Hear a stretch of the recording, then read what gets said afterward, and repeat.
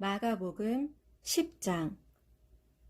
예수께서 그곳을 떠나 유대 지방의 남쪽을 거쳐 요단강 동편으로 가셨다. 여느 때처럼 수많은 사람들이 모여들자 예수께서는 예전처럼 그들을 가르치셨다. 그때 바리새파 사람들 몇 명이 와서 예수를 시험하려고 이렇게 물었다. 남편이 자기 아내를 버려도 괜찮습니까? 예수께서 대답하셨다. 모세는 당신들에게 뭐라고 가르쳤소? 그들이 대답했다. 이혼 증서를 써주면 아내를 버려도 좋다고 했습니다. 예수께서 말씀하셨다. 모세가 이런 율법을 만든 것은 당신들 마음이 본래 악하기 때문이요.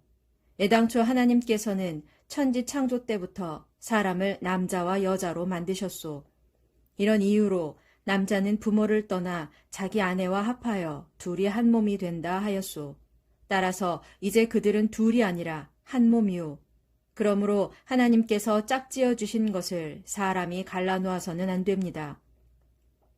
그 후 예수 일행이 다시 집으로 돌아왔을 때 제자들이 이 문제를 놓고 예수께 물었다. 예수께서 제자들에게 말씀하셨다. 누구든지 자기 아내를 버리고 다른 여자와 결혼하면 그는 자기 아내에게 간음죄를 짓는 것이다. 또 아내가 자기 남편을 버리고 다른 남자와 결혼하면 그 여자 역시 남편에게 간음죄를 짓는 것이다. 그때 사람들이 어린아이들을 예수께 데리고 와서 쓰다듬어 주시기를 바랐다. 그런데 제자들은 선생님을 괴롭히지 말라고 나무라면서 그들을 돌려보내려 하였다. 예수께서 이것을 보시고 크게 화를 내며 제자들에게 말씀하셨다. 어린 아이들이 내게로 오는 것을 막지 말아라. 하나님의 나라는 이런 어린아이와 같은 자들의 것이다. 내가 분명히 말한다. 누구든지 어린아이와 같은 마음으로 하나님 나라를 받아들이지 않으면 결코 그곳에 들어가지 못할 것이다. 그리고 예수께서는 어린아이들을 품에 안으시고 그들의 머리 위에 손을 얹어 축복해 주셨다. 예수께서 길을 떠나려 하시는데 어떤 청년이 달려와 예수 앞에 무릎을 꿇으며 물었다. 선하신 선생님, 영원한 생명을 얻으려면 제가 어떻게 해야 합니까? 예수께서 그 청년에게 말씀하셨다. 어찌하여 나를 선하다고 하시오? 선하신 분은 오직 하나님 한 분뿐이오. 당신은 계명을 잘 알고 있지 않소? 하나님의 계명을 보면 살인하지 말라, 간음하지 말라, 도둑질하지 말라, 거짓 증언을 하지 말라, 속여 빼앗지 말라, 내 부모를 공경하라 하고 되어 있지 않소? 그 청년이 대답했다.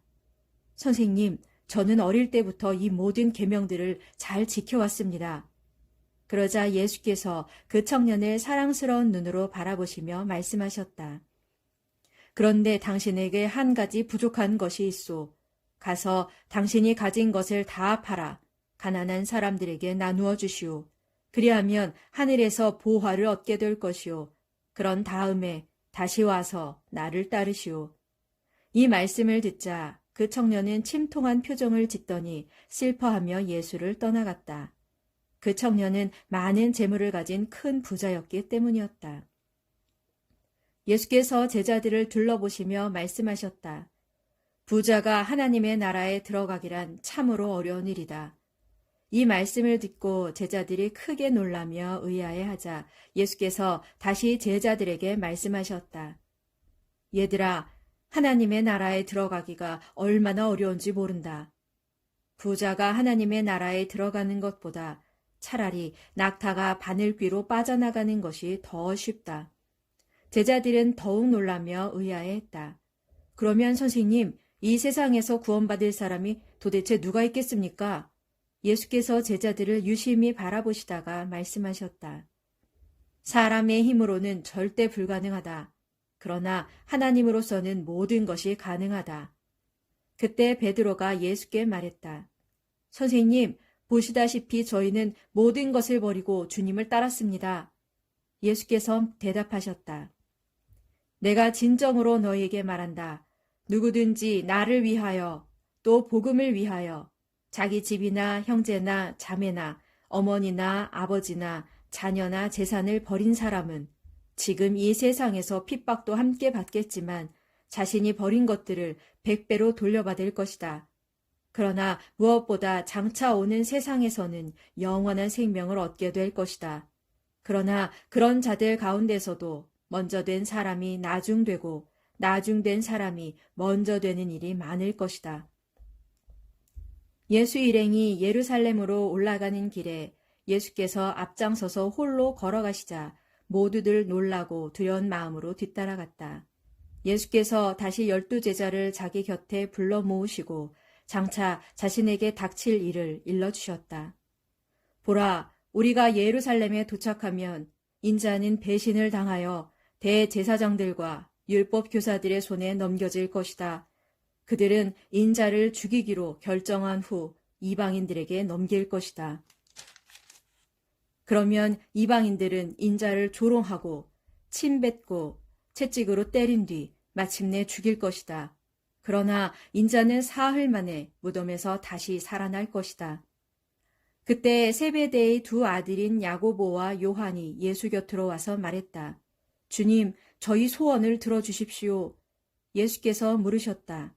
너희가 무엇을 원하느냐? 그들이 말하였다. 주께서 영광의 자리에 앉으실 때 저희 가운데 한 명은 주님의 오른편에 또 한 명은 주님의 왼편에 앉게 해 주십시오. 예수께서 대답하셨다.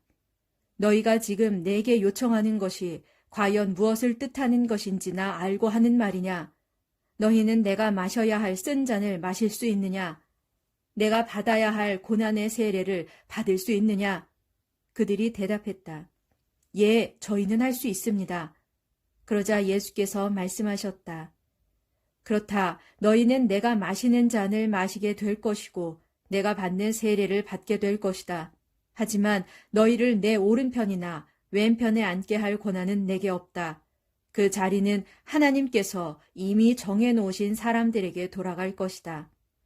다른 10 제자들이 이 일을 듣고 야고보와 요한에게 분노하자 예수께서 그들을 불러놓고 말씀하셨다. 너희도 알다시피 세상의 왕이나 위정자들은 백성들 위에 군림하면서 권력을 휘두른다. 그러나 너희는 결코 그래서는 안 된다. 너희 중에 누구든지 큰 자가 되기를 원하는 사람은 먼저 너희를 섬기는 자가 되어야 한다. 또 너희 중에 으뜸이 되기를 원하는 사람은 먼저 모든 이들의 종이 되어야 한다. 인자는 섬김을 받으러 온 것이 아니라 섬기러 왔고 많은 사람들을 구하기 위하여 자기 목숨을 내어주려고 온 것이다.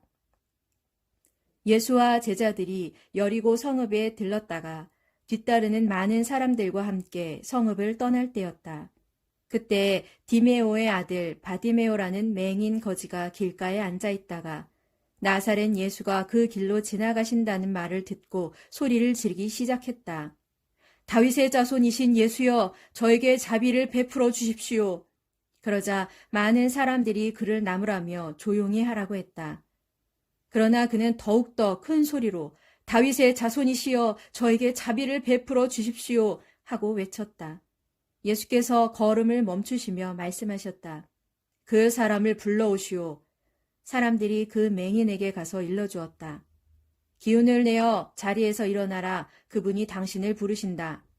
그러자 그 맹인은 겉옷을 벗어던지고 벌떡 일어나 예수께로 왔다. 예수께서 물으셨다.